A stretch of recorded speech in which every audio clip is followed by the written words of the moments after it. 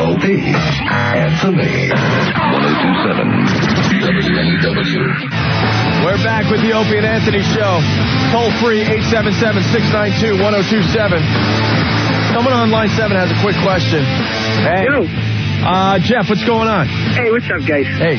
Listen, Ed, who's the one that likes the older chick? Is it Ed? What? Who likes the oldest Jewish girls? Is that Anthony? The older Jewish girls? Yeah, like, all right, first to go back to Caddyshack, you said the worst scene, like the little Irish, the nanny, when he knocked her up and she goes, oh, gee, remember that scene? You said that was the worst scene? To me, when the chick comes out of the shower and she's like, Dan, it's all my night gate. Remember that scene? Didn't that stick in your head when she goes, Dan, it's all my night gate? Oh, the little kid runs out of the bathroom. What the hell? I mean, I couldn't get that out of my head. Dan, it's all my night gate. Yeah, no, second of all. Noonan's sister, though, was hot. The older one that turned around and goes, hey, that training bra came in for you. And she turns around and her shirt flies open. She's in her panties. Nice. Yeah, I like that. Nice. Now, what did the old lady say when she come out the shower after he's hiding in the bathroom because he's like banging he's hitting the niece in the master bedroom. He comes in with the 7-iron and starts swinging it around. Yeah. What did she tell him in the bathroom? She goes, Lufa, can you loosen my... What did she say? Lufa, my stretch. What is it, Lufa? Now, look at here, Lufa. Loofah. You ever see a loofah thing? A loofah. No. The women use it in the shower to try to get rid of the cellulite. They got it at Bath and Body... Shut up. They got it at Bath and Body Works. You go over there in the mall, they got them. Bath and Body Works. They're all sorts of colors. I'm sure if you check in your mom's bathroom, she's got one. Yeah, she's got one. How long did it take you to dial a phone? This guy just sounds like he's... Every second of the day, he's got to use maximum brain power to breathe. Doesn't it sound like that? Yes. Yeah, I think your gene pool needs a little chlorine. The stomach's got to be clean. Jeff, you have to slow down if you call us again, all right? I'm sorry. Remember that time in the movie? You just picture his brain going, like the friggin' check valves, there's steam coming out. Anthony, two friends of the show in the studio, Al Snow and, of course, Taz from WWF. Yes. Always a pleasure, What's up, guys? Having fun? Pulling out Billy Baroo.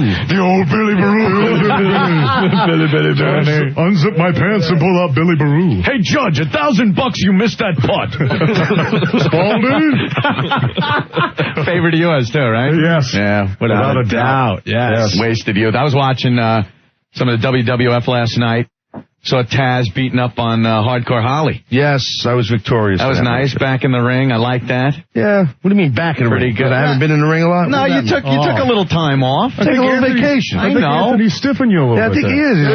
Well, come on, you kicked his ass. I like that. Well, not exactly. He kind of beat my ass and I just won. You won. Yeah, never really depends on who really gets beat up, does it? Well, you win. That's all I'm that matters. starting to think those might be predetermined. No, I told you last time they're not. You won't believe me, Al. I understand. He doesn't understand it. No. You know what? We have to play the audio of Taz scaring the S out of Ben from the last time Taz was in here. Last time Taz was in, it was a couple of weeks ago or a month ago or something like that. It was on a Friday. Ben was really hungover. Ben was drunk. No, Ben was still drunk, right? And obnoxious. Really bad. I'm sure. Hold on. We got the audio. You got to set it up, though, Anthony. Yeah, he was really hungover or something. Was it the company party the night before? No. Where were we? Where were you that you were so hammered? We had I think it was the Hard Rock the night we did that thing at the Hard Rock. Shots abounded that night. Yeah. So then Taz comes in, and for some reason, Taz was picking on Ben, little for being drunk and smelling like a brewery. And then Ben figured after Taz was out of the studio and the door was locked, that he's going to get brave and start mouthing off to Taz.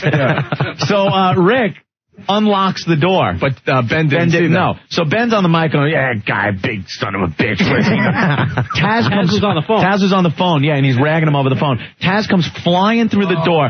Ben turned whiter than he was. He was a pasty white anyway from being hungover. He turned like gray, and just the look on his face of fear was so authentic. You see Taz rushing you, man. I was scared. That scared the living crap out of me.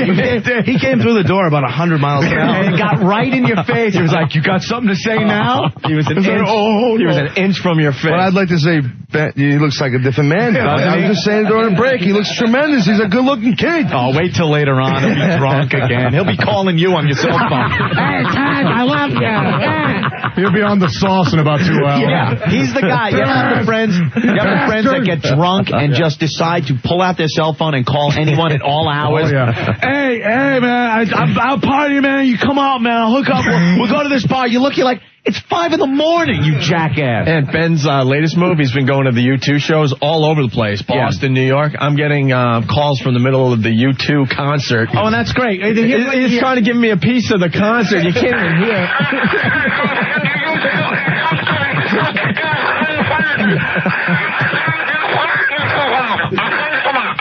No. What? You're the best. He must have called me at least 6 or 7 times from the U2 shows. Yeah. Those are the calls you get. The best is when Ben goes to a Red Sox-Yankees game at Fenway Park. Then he calls up all drunk during the day.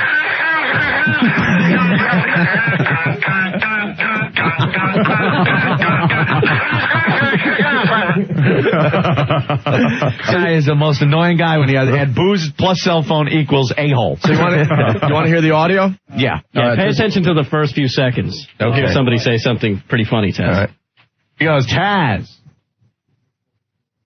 I could kick the crap out of that guy. See, I started. Oh, come on, Ed. Wait, back that up. I was saying I could kick the crap out of Ben. I want to make sure Taz heard that, okay? Could you turn it up a little, please? This was right after we were done with Taz and he was leaving the studio. See, there's humor in the fact that it's so ridiculous, me even saying that it becomes funny. Here he goes, Taz. I could kick the crap out of him. It's not even like a blurry sentence. It's like blatant. Yeah. Like you could hear the door just shut. I did not say that. I'm just going to deny. Thanks, Rick, you ass. It's funny. Get me killed. All right, let's play the whole thing through. As Taz comes through the door and scares the crap out of him. Can we start it all the way from the beginning? Yeah, thanks, Al. Jesus. We can just play Taz's last visit and you guys don't even have to be here. Yeah, really. Can we just play right from the beginning when Anthony basically nailed his coffin shut? Here we go, one more time. Oh, Mick Foley's on the line. Hold on. Oh, God. He goes, Taz. I could kick the crap out of that guy. Oh, what are you, insane? Yeah. Lock the door. Come on. All right. We're in the middle of commercials, I guess. Oh, that's right. We had just done a live read. Ben's really locking the door. Loser. Oh, my God. Wait, he called. No, he's faggot. It's locked. Taz, you're a pussy. Dude, How you doing? Taz, hey, Taz, you pussy. Taz is trying to get back in. Hey, Taz, look through the window. Oh, he gave Ben the finger. Ooh. Hey, it was him. I don't want any part of this, man. Shut up. Oh, no. You got my back. He will run through that door. No, we like that. I'm kidding. I know. It's all in good fun. Taz is a great guy. We love Taz. You see how pissed he looked outside the window? Taz. I think Taz is on the phone. Taz. He hung up. Can't even use a phone. Outside a prison visit.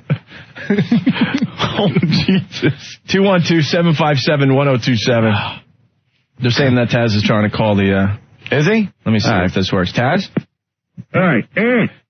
What's the matter, Taz? Anthony, I'm surprised. No, you're my pal, right? Look, I know how OPIE is. Wait, I didn't do nothing. I know that, and the other little nitchy, stupid, silly bastard that's in there. Uh-oh. I don't even know his deal. But, Anthony, I'm surprised. I'm surprised at you, Anthony. Taz, you know I was just go kidding. Jump in a ring. Oh, Ben, you better watch out. It's all in good humor. It's all. Look, I gotta go. All right, Taz. But anyway, I'll see you guys real soon. Okay, all right, Taz. Bye. Ben, be nice to Taz. Faggot. I'm kidding. Get it. This is great. Hey, Dick. I will say right away. He got in. Did you see Ben freak out? No way am I screwing this up. Man, if you speak like you do of liquor. Oh, my God. Holy crap. Did you see Ben's face? I was like, yeah, he got it. Oh, my God. They got the key. He opened the door and flew in right up to Ben. Ben's face, he freaked out like he was going to be killed. I ain't screwing with that guy. It was like you saw a ghost, man. I don't talk the most crap, but when that door opened, I was like, oh, God. What am I going to do?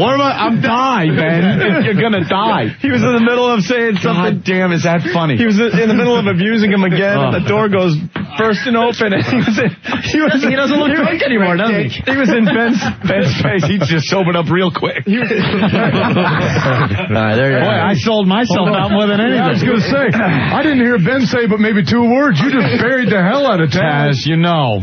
Come on. What's the deal here? You know, it was fun, right? No, it wasn't fun. It was fun while the door was locked. Yes, you know you're my pal. I thought we were pals. It was fun at my Brooklyn, expense. man. Brooklyn. Yeah, I know, Brooklyn. Yeah. Brooklyn. Frig Brooklyn, you dissed me. Yeah. Come on, boys in Brooklyn. We hang, we talk, we goof with each other, right? You from like Roosevelt or something? Where you from? Oh, that's the other guy. Originally from Huntington, Long Island, but I'm Brooklyn now. He didn't get it. He didn't get it. We're right over his head. That's right, Taz. Hey, Mick Foley wants to say hi. Oh, hey, Mick. Mick, what's up, Mick? Hey, am I on the air? Yeah, we got Al Snow in the studio and Taz. Hey, that's why I'm calling. Oh, I figured. Hey, you know, Al, the WWF specifically called me and said we have Al in there. Ruin his day. and I'm the not only way going it to could do be that. any worse is if I could actually see you. Hey, he says you're obsessed with him. No, that's not true. I want Al, were you watching Heat? No. Okay. I was there for Heat, Mick. Taz, what did I say about Al? Well, what did you say about the ratings? No, but what you said about Al was... Oh, Al. Well, Al, he actually put you over, Al. He said that on Tough Enough, you did a tremendous job and stuff like that, and I agreed with... And he did. He put you over. Were you sick? No, I knew we were on Heat and very few people would be witnesses. But now I'm on O&A, and so I'm going to say the same thing that Al... And this people are going to know I mean this, because I haven't said anything nice about Al in the last 4 or 5 years. Al is supposed to be outstanding in this. And Kevin Dunn, one of our producers, said, this is going to make Al a star. And I was so damn happy, Anthony and Opie out. And I have the rest of my future as a writer. Put a quarter in, Mick. You're on a payphone, Mick? I don't know what the hell that is. You're on the Times bestseller list, man. I don't know what's going on You can afford a quarter. I haven't paid my bill. I don't know what it is. I've got Al as a subject of a couple children's stories I wrote, and yeah, you know, and nobody was happier than I was when I heard that Al signed a contract extension. Really? Yeah, I mean, I was like, this is Al. Admit, this is a pretty good children's story with you in it, right? Oh yeah, it's very good, and it's a great story. Yeah, thank you. Things were a little tough, but Al is definitely the best defined character in there, and it would have been like I already paid. Even though I'm an emotional retard. Yeah, of course. Every other moment I'm in tears. Falling apart. What was it? The other kids are outrunning Al, and then it says... and of course Mick goes and carries me on his back like he has for years. So that I can catch up with the other kids. Yeah, I think it says, Mick looked back and was real sad, for the two of them were pals. And as he had done for many years, Mick picked up and carried Al. Something about him, Mick's mighty heart was pounding beneath his flannel shirt, or something about his legs hurt, but he made it to the end. Al jumped down and gave Mick a hug and said, what'd he say, Al? I don't want to say it. What'd he say? What'd he say, Al? You're my bestest friend. There you go. I told Opie and Anthony we're like the human equivalent of Bugs Bunny and Daffy Duck. But you know what? I keep getting shot, though. You know what I found out about myself? He brought us here. You know, if you're a pitcher and you throw like a 98-mile-an-hour fastball, yeah, and you have that, you're bringing that heat, but you know the guy at the plate has a good swing, and once in a while he's going to send a screaming liner back to the box. That's me throwing the fastball, and Al once in a while will hit a good shot back to the box. Whereas Test, even in a worst-case scenario, is going to dribble back weakly to the mound. So Test is my man now, simply because he has no comeback power. That's true. He has no offense. And at this point less of a sense of humor than Bob big, Holly. but he's big though. He is big. He's got large teeth too. He's kind of like a saber-tooth tiger. Well, you know, I was in Toronto doing a book signing. Do you guys know I had a new book out? No, why don't you tell him, Mick? I just finished it, Mick. You should get a book, Mick, and call it Foley is Good. That'd be a good idea. Yeah, that would be an excellent idea. I think it would be a bestseller on the New York Times.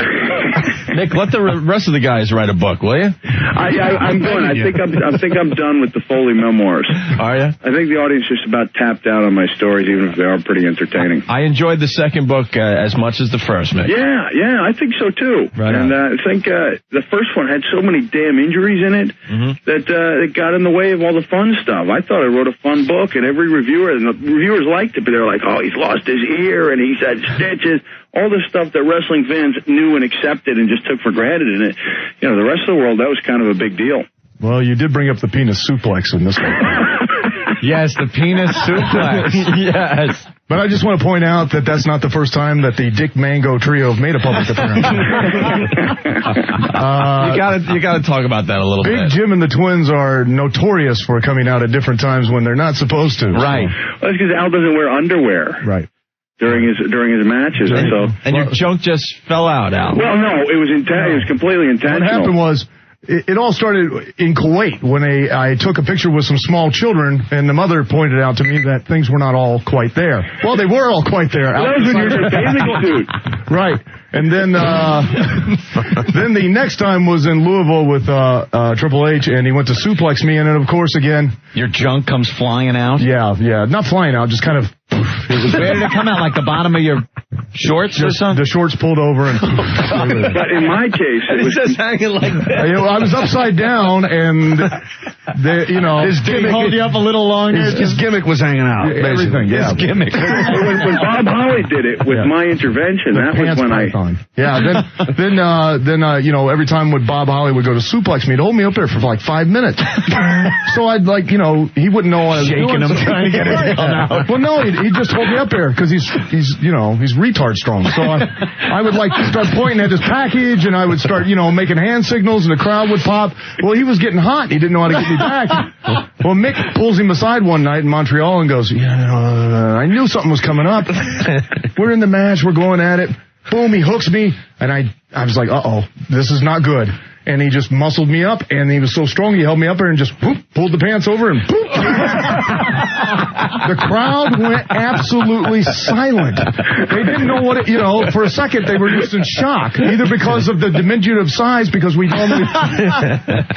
run ice arenas, okay? A lot of shrinking. Right, it's cold. Very cold. Yeah. Because it was in the middle of winter, Montreal, up north, ice arena, very chilly. You got a grower, not a shower. Right. And also, I think I pointed out in the book that the singlet, it holds the guys in, so it's good for protection, but not necessarily good for displaying the organ at its... Because it will push stuff up inside you to where you almost have ovaries. Yeah, it squeezes you in for a good... You got it on for like an hour. You got to shake it out like a set of folded sheets to back to the dimensions it's supposed to be. Punch it a little bit, kick it around, slam it against the wall, and wakes up. Cuff your carrot, I got you. It's like just wearing maybe bathing trunks or something in a pool, and then you get out and pull it down, and it just looks like this little cocktail Frank stuck in some seaweed. All wrapped up, and you really got, it's hard. Well, that's a good example, but the way I described it in the book was it appeared as if a sparrow's egg was peeking out of a vulture's nest. It's also been described as a grubworm burrowing out of a fur coat. So. Grubworm. But, it's through self-protection. Stuff pulls up because you're getting knocked around. Sure. You don't want to get protection. Yeah. Now, have you ever got Mick Foley back for that, Al? No, because I don't want to. I don't want to see that. Really? No. Well, only imagine. No, you can't. No, really, you can't. And I don't think you want to. Using your imagination like that's turned a nightmare. You don't want to. Really? No injuries down there? For me? Yeah.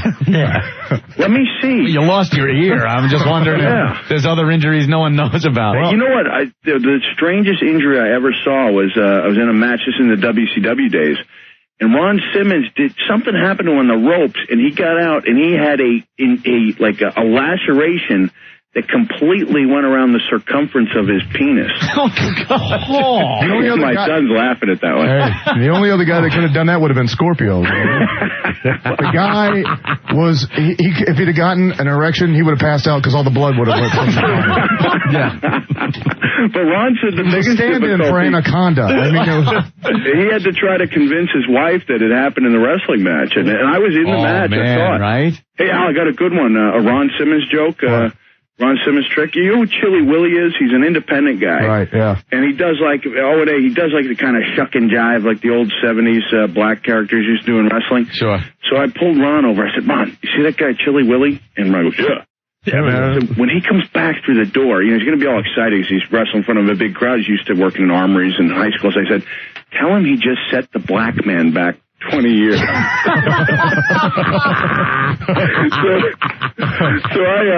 Chili Willie comes through the thing and he's pumped, because the crowd actually got into him and he is pretty good at what he does. I said, hey man, Ron Simmons looking for you. And I see Ron and Ron's like giving him the, like, come over here. Come on, man. And I hear Ron going, what the hell do you think you're doing? You just set the black man back 30 years. Shucking and jiving, huh? And then the guy was just kind of like he didn't know what the hell to do, I mean, he was like, I'm sorry, sir. I don't know what to say. And then Ron let him know he's just kidding. So that's funny. Yeah. Believe it or not, this rivalry with me and Al has resulted in a couple of offers from Hollywood.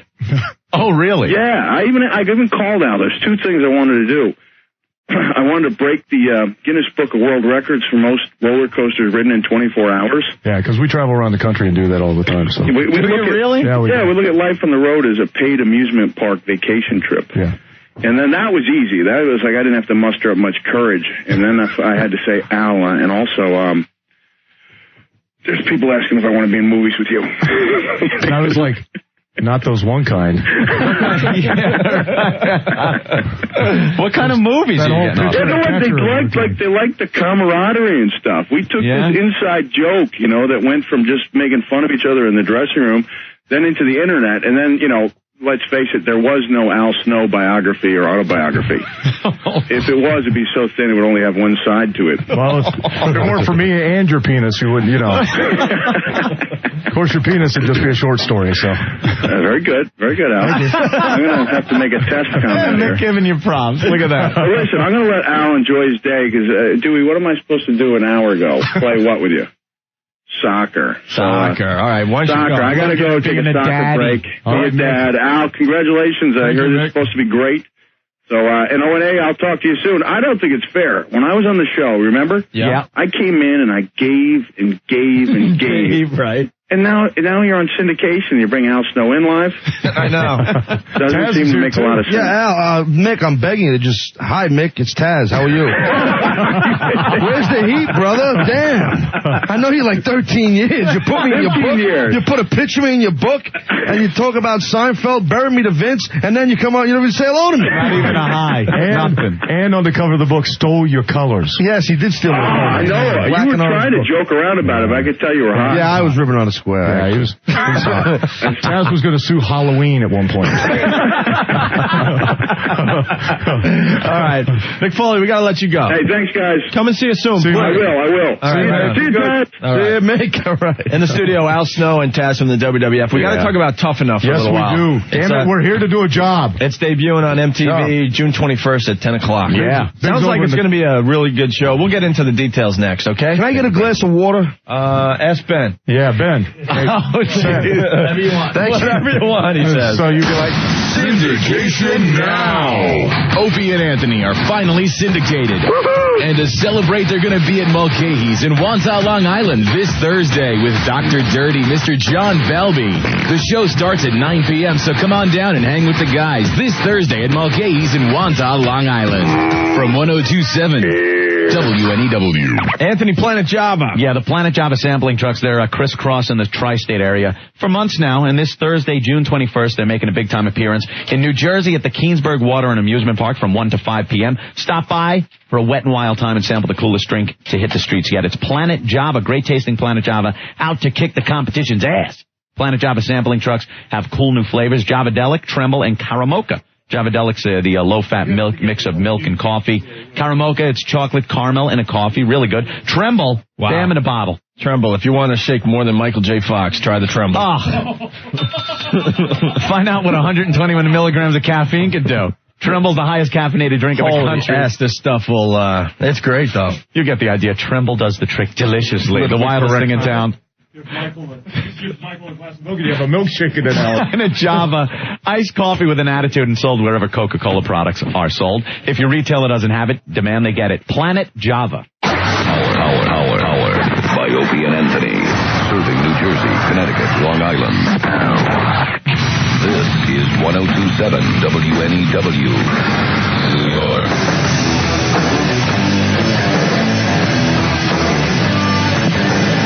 And we're back with the Opie and Anthony Show. Cold free, 877-692-1027. In the studio today from the WWF, Al Snow and Tazz. Yeah, got Toughen Up on MTV. Debuts June 21st.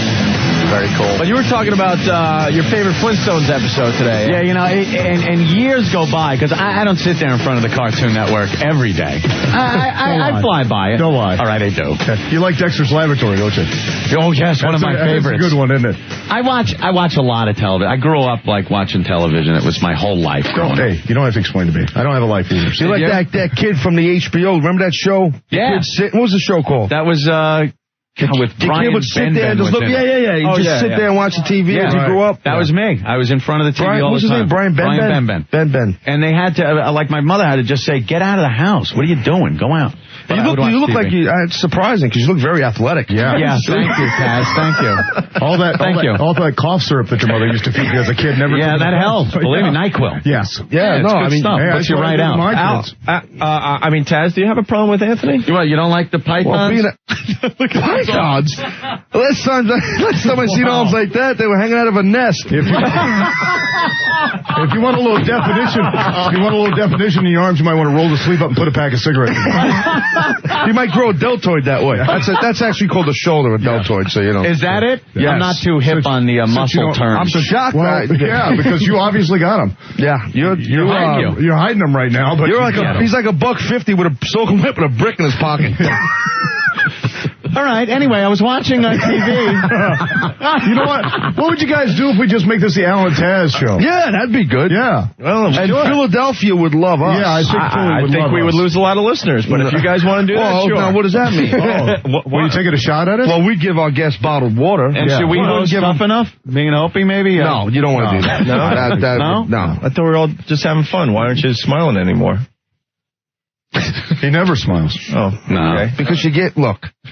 You know what happened about the water. Didn't you have something to say anyway? I'm over here stepping on Anthony's jokes. First of all, what's wrong with the water? You give me me and Al. Look, we got your water. Al and I are high, what's the word? Not high, but athletes. Elite. You know, high impact elite athletes. Right. Who do you think you are? Triple H? Oh, no. Oh, no. See, now I got a hell of a comeback, but I won't say it. Go ahead. No, I won't say it. I won't say it. I know what you're going to try. I'm not going to. That's cheap. See, I wouldn't do that. All right. I wouldn't say that. But I noticed you got a bottle of water, and I got a friggin' cup of water like an animal. I get treated. This bottle. And Rick's up to something. This bottle of water is about 2 years old. They just keep filling it up. Right. Anyway, so Anthony, you were talking about the... Yeah, we just go on past that. Your favorite episode of the Flintstones? They used that same thing on me the last time. The Cartman kid. The sound. Use a new one. I'm begging you. Come on. What happened? You're in Can I hear the Flintstone deal? You ever watch? Yes, I know Bonnie Rubble, the whole guy. No, but it wasn't even so much that. I wait. Like years go by, and then my favorite episode. You ever see the one with Rock Quarry? No.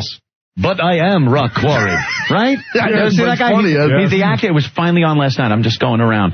And my favorite part of that whole thing, if you're a fan of the show, at the end, when he finally goes, I won't be Gus Schultz anymore. Because he said he was Gus Schultz. He said, I'll be Gus Schultz because I'm sick of Holly Rock. So he hangs out with Fred and Barney and goes bowling, and he's bored. S-less. He's just bored. He doesn't want to be Gus Schultz anymore. I miss Holly Rock. Yeah. My fans, the adulation. And he decides now he's going to tell everybody, I'll tell them I'm Rock Quarry. They'll get a big kick out of it. So they don't believe him. But when he acts out the movies he was in, okay, I'll prove it. You might remember me from Dr. Jekyll's Hyde. And he musses up his hair, turns around, and goes, in front of him. I'm pissing myself. I swear to God. I was dying. And then he goes, and you might remember shootout at the OK Rock Corral. Pow, pow, pow. And they're all just like, ha, ha, ha, oh, Gus, you ass. Well, they didn't say ass. It was a cartoon for the Flintstones. And then the last one was, And you might remember my musical, The Dancing Playboy. And he starts dancing, and Fred comes up and starts laughing at him.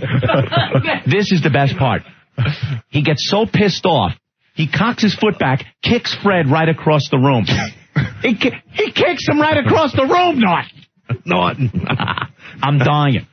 My favorite episode of all time. Know what you got to do for these guys? He's so obsessed with the Flintstones. He could do the fake Fred Flintstone voice. Do the fake one. This was terrible. Back after the guy that did Fred's voice died. Right. What's his name? Fred. Alan Reed. Is that it? Alan Reed. I don't know. Don't ask me. Yeah. Alan Reed. But do you remember the fake Fred? Yes. No. So I don't remember. After he died, they kept the Flintstones going with a. It's a cartoon. You get all hot. Relax. I'm thinking back when I was a kid, and this was very so upsetting to me. It's like a big thing. Fred died. This is a big deal. And to a kid, when you're watching a cartoon and all of a sudden the voice changes, it sucked. It wasn't Fred anymore. Well, obviously, this is something you need to address in therapy. So I think I should. Yes. So Barney had talking. Barney's voice is the same. He's like, "Hey Fred, let's go bowling." remember when Barney's voice changed too? Yeah. Yeah. He started talking like this or something. It was terrible. They had the job Barney come in and do it. It wasn't like a puberty thing. You know what I mean? Like going through puberty. No, they were adults. What's wrong with you? A lot of things, but I'm not sitting around watching the Flintstones. But Taz, he does the fake. The fake Fred was Barney would just be like, "Hey Fred, let's go out," and he'd be, "Okay, Barney," and you're like, "What?" "Hey Barney, I'll get my bowling ball," and you're like, "That's not Fred. What the rig is that? It's not Fred." What the hell happened to Fred? I take my cartoons very seriously, Taz. Yes. Very seriously. I've noticed that, Big, important part of my life. Yes. And you're like in your early 20s and you're still watching cartoons. Oh, yeah, right. So let's talk about Tough Enough. Tough Enough. Let's talk about it. Okay. I thought that's why we came here today, but... You come and hang out. I always come here and hang out. You know that. We were talk pals. Talk about The Simpsons, too. Oh, yeah. You watch it all the time, right? know it, That's yeah. a great cartoon, too. That is Coming out on DVD also. Right. Tough Enough, guys. Okay, enough of that. Let's go. Go ahead, Al. Be more funny. What's it Homer. What's it all about? What's the Tough Enough all about? I saw the promos. Looks good. You go ahead. It's going to be on MTV, 10 o'clock. Yeah, it debuts June 21st. Opie, Let me give it the You want to do the basic plug? You do it. Let me give the big do the radio sell. voice plug. Yeah. We don't have radio voices here. I'm sure Anthony can do a radio voice guy. Hey, everybody, it's going to be on Thursdays. That's the voice. What time is it? Well, tonight at the WWF restaurant here in New York. Yeah, it's an entertainment complex. You're going to have It's an entertainment complex. You're going to have a sneak preview party for Tough Enough, right? Yes. Everybody's invited, yes, too. the public, that means it's open to the public for all you Nimrods out there. Yeah, that means that all of New York, including you two. Yes. And Philadelphia. I mean, it's only a 2-hour haul. Chicago. Sure. And Chicago. Get on a plane now. Yeah, on a plane now. And it's, what happened? It was like a noise. Okay, I guess not. Anyway, so Tough Enough starts this. Al, let's start plugging it. We got to plug it. When you're telling these little stories, the same here's one. a good idea. Have a point. It makes it so much more interesting for the listener. They used to say, let me do it, I curse, so they have to hit the button. So they have to hit the Because they get me hot. What's your problem? Because you use the same one all the time. The Cartman, that one. It's, you know. All right, we'll find some new ones. All right, use some new stuff. What do you think this is, WWF, where you could say, like, the S word and go, hey, I'm sick of this it. Beep after the fact. Ooh, thank God they beeped out was. I love that, man. See, we watch. I'm done. Check, please. Check. As long as they could go to the authorities or whatever and go, hey, we're trying. Everything's fine. Just a little slow on the button. Almost had it that time. Yeah, who the hell's on the curse button? Hey, you stupid uck.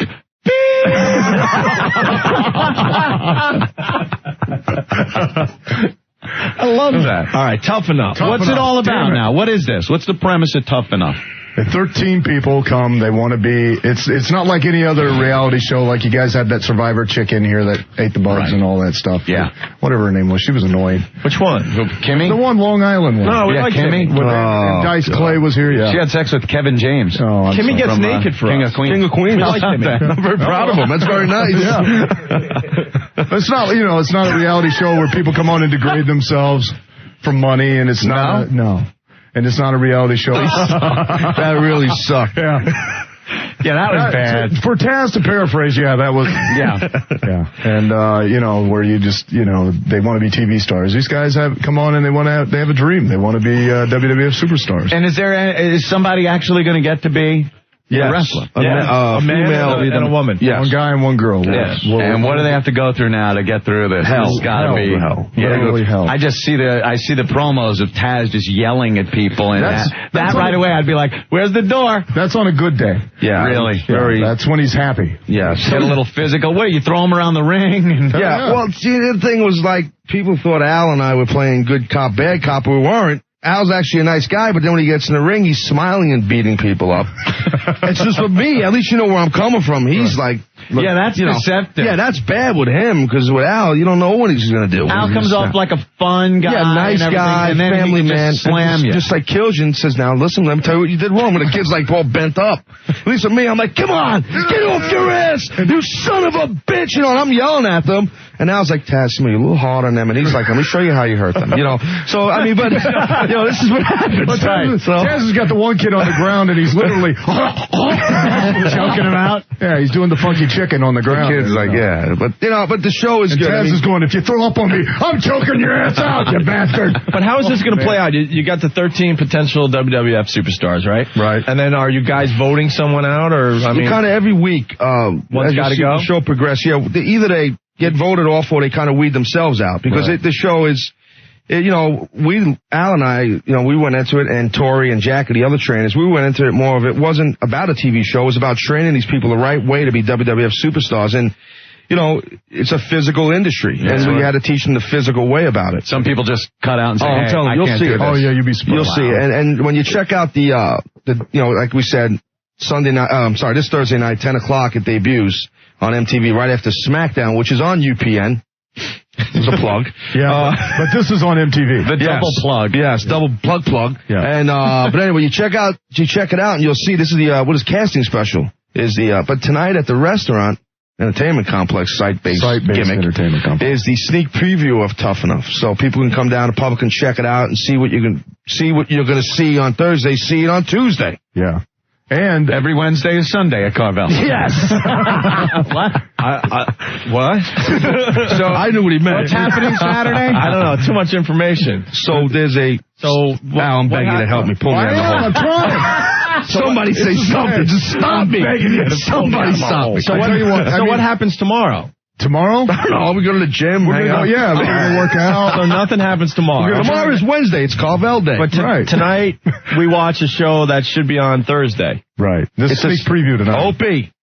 What? Get with the program. Sneak preview means it's a sneak attack. It means it's something you get to see before everybody else sees it. Okay. For gratis, which means you pay nothing. And that'll happen tonight. Yes. But if you can't make it tonight to the restaurant, see it on TV. 10 Thursday o'clock. at 10 o'clock. Entertainment complex. There you go. Now we got it. All right. But it's going to be cool. It's going to be good. These people that try out, the young athletes, and the auditions kind of cool to see. It's entertaining because you see a lot of these jackasses. I call them couch moisteners. It's entertaining just to check this out on Thursday, because to see some of the people that didn't make it. Right. Just to see what this country's made of. Cool. Tough Enough on MTV. I wasn't done. Yeah. Well, I want to get Doug in here. Who? What? Doug who? Yeah. He's on the phone. Doug from Springfield. You got a problem with that, Taz? Oh. All I know is you're putting us through a tough enough range here. You guys on the radio. Hey, Doug, where are you? In Springfield, New Jersey, or Massachusetts? Where are you? Springfield, New Jersey. New Jersey. Why, you want to get in your white IROC and come up? No, actually, I got an orange IROC with black racing stripes, a big 13 on the hood.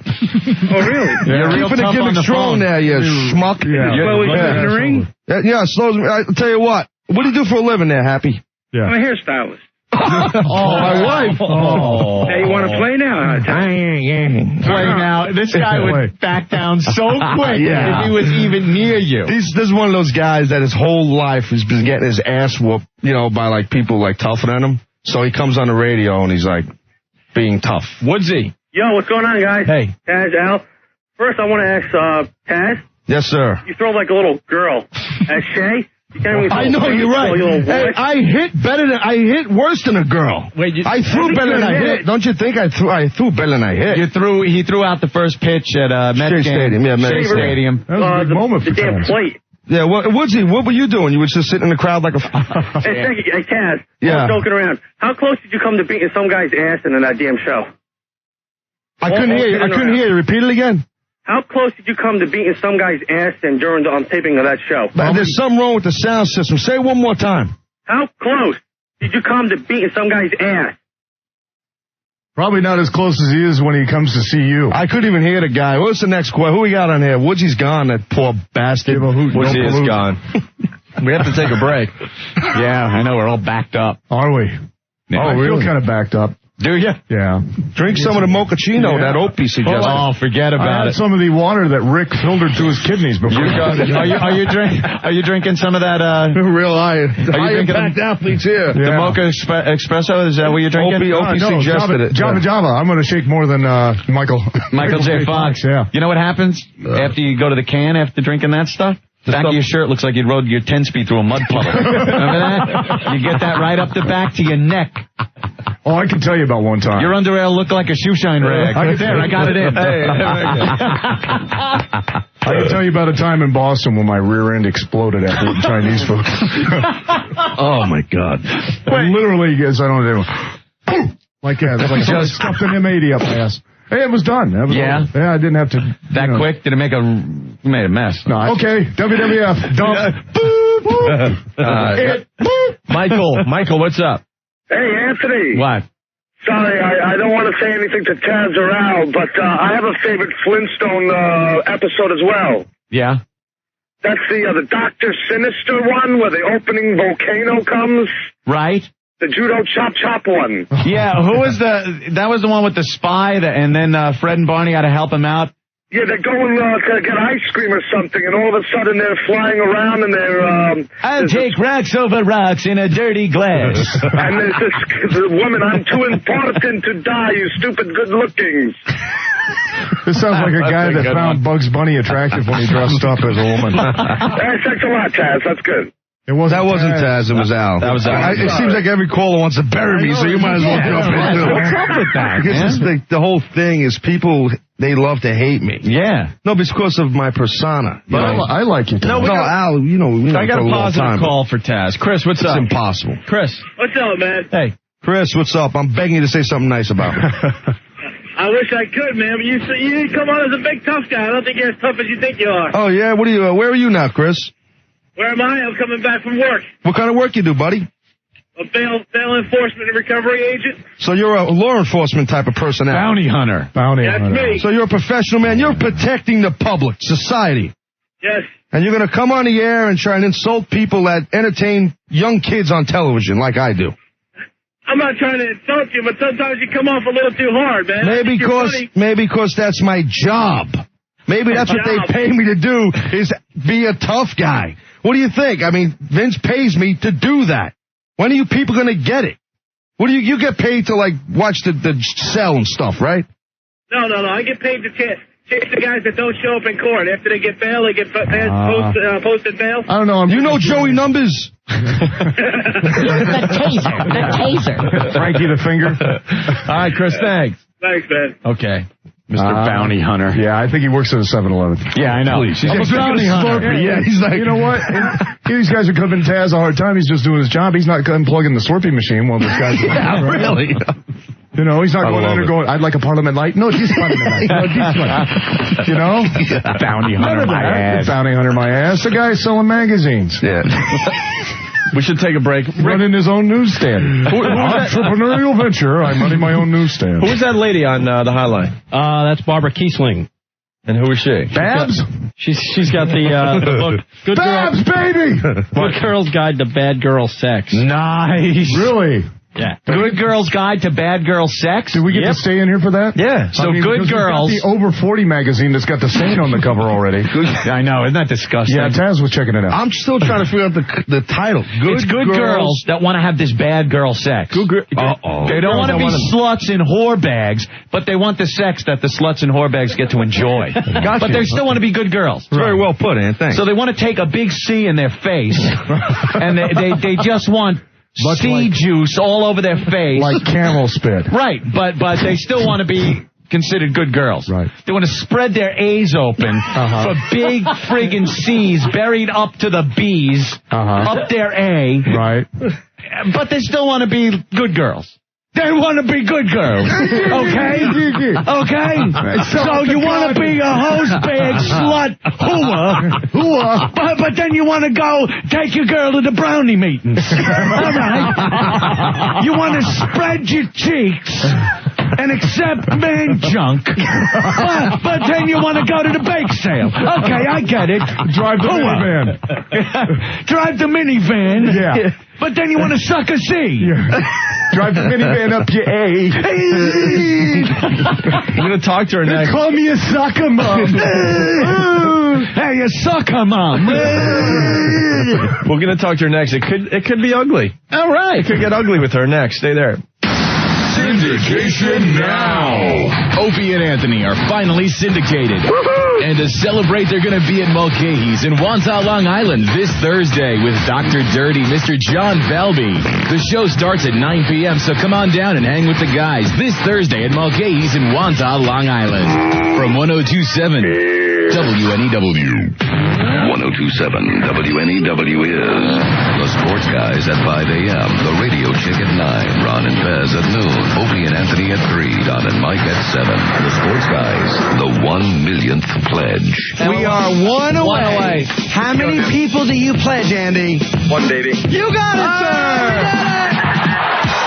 We have done a plane courtesy of Andy. 1 million listeners. The Sports Guys, mornings, 5 to 9 on 102.7 WNEW. Anthony. Yes.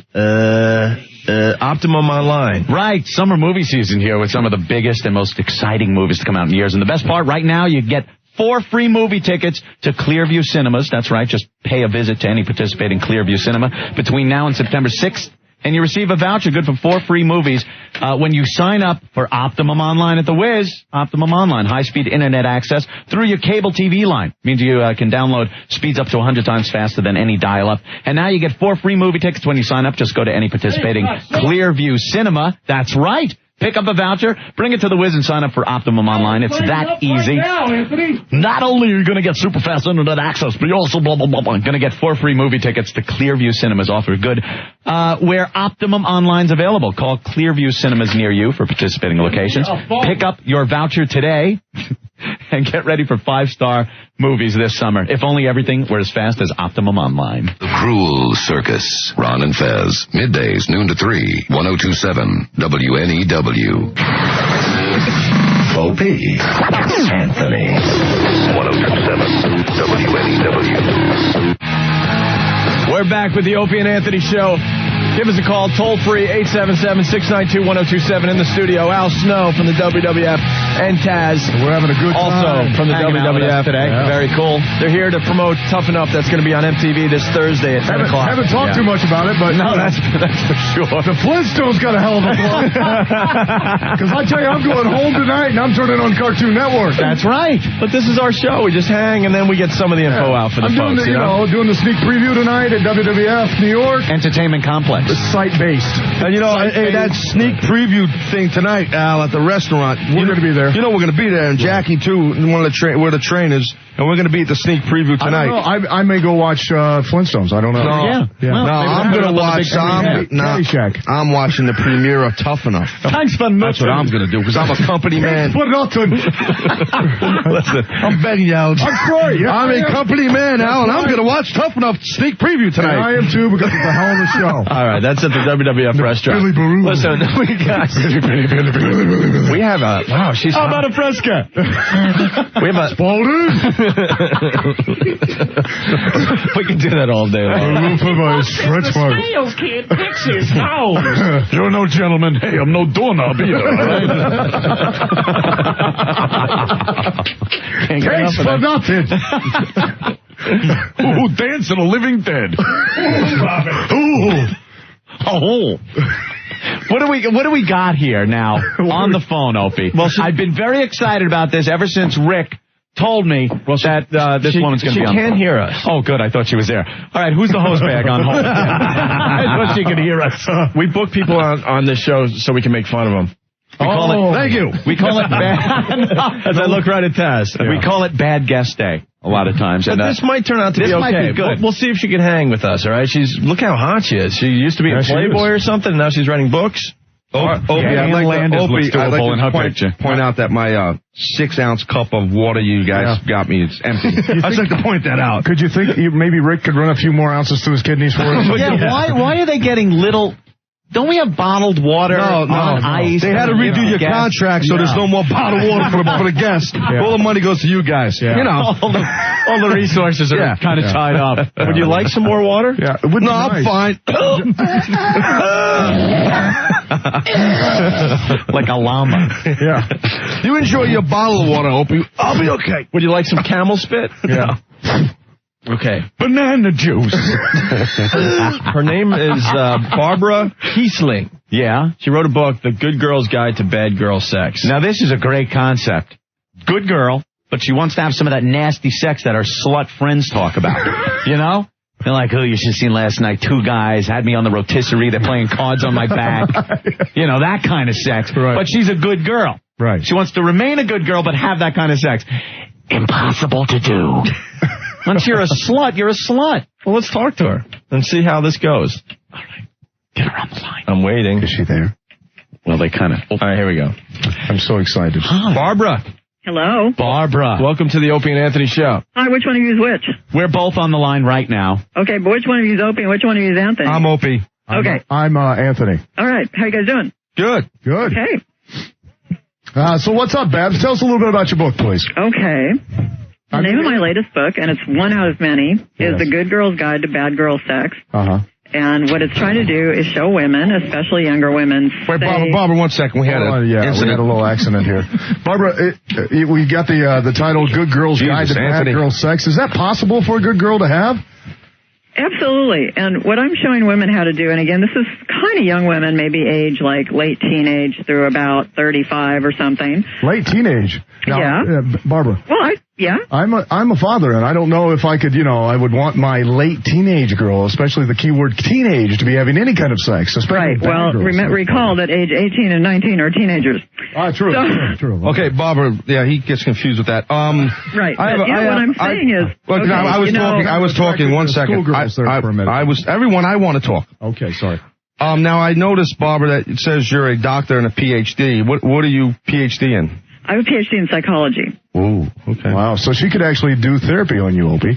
I could. Yes. Could you do that right now over the phone, Barbara? Could I do therapy over the phone for people to call in? I'm Opie. I have an intensity problem. I get very intense and angry over things. I would say take some call-ins and I'll try to solve their problems. But the only problem with that is every time I do that on a radio show, I get people who are, shall we say, pleasuring themselves on the air. Oh, my God. Opie does that all the time. You know what I'm talking about. That's why, What do you now, Opie? Okay. What do you mean by breaking all the rules? I noticed that it says this. Come on, Ant. I noticed that it says this on the bottom of the book here. It says breaking all the rules. What do you mean by breaking all the rules? Well, what I mean is I'm showing women who've always been good girls their entire lives who, for some reason, their sexuality was shut down. And I noticed that you went to the University of Southern California in Irvine. Pardon? You went to the University of Southern California in Irvine, right? That's like USC, the Trojans? No, No, I went to UC Riverside, actually. Oh, okay. Well, see, I don't have anything to do with the Trojans. I'm sorry. Yeah. Well, but you should, though, because it's safe sex that way. You understand, Barbara? Yes. Yeah. All right. Anyway, go ahead, Opie. Yes. Ask your questions, because you're such a great interviewer, Opie. Well, actually, this is a question.